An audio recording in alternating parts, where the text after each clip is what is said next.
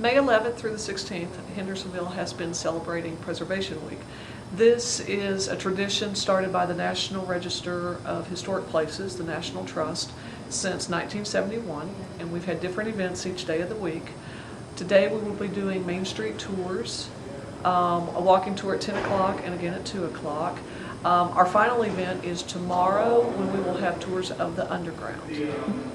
On the tour we'll talk about the buildings, the history of some of the buildings, when they were built, who built them, the designers, also the different uses that were in the building, where Penny's used to be on Main Street, where Belk's used to be on Main Street, the oldest buildings on Main Street, and also we have some different stories that are a little more human interest, you might think, about people that lived there and worked there, how things were designed, the different names the streets used to be and stuff like that. So people find it pretty interesting to find out some of the history.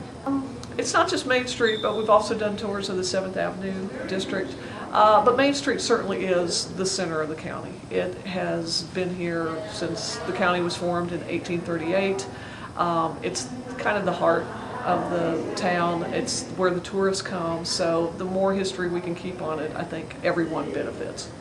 In June of 1929, keep that year in your head there, the Skyland Hotel opened. And shortly thereafter, they were thrilled to make their grand announcement they had booked their first convention. The State Firemen's Convention was booked for less than a month later, mid-July 1929. 1,000 firefighters descended on Hendersonville. And this was Convention Central, or as you might say, Party Central.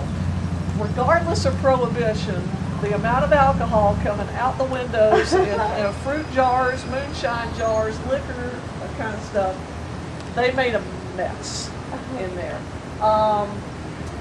They got tired of the elevator, so they started hanging ropes and sheets out the windows, and that's how the delegates would go in and out. They would stop women on the street, proposition them. They would do, they'd run road races, they'd fire race the engines up and down Main Street, which back then was a pretty wide 4-lane road. It wasn't a 2-lane or anything like that. Their big grand finale was when they put a ditch down at the high school sports field, set it on fire, and put it out. So it was quite the event. Thousands of dollars worth of damage was done, and as far as I know, that was the first and last convention that the city of Hendersonville.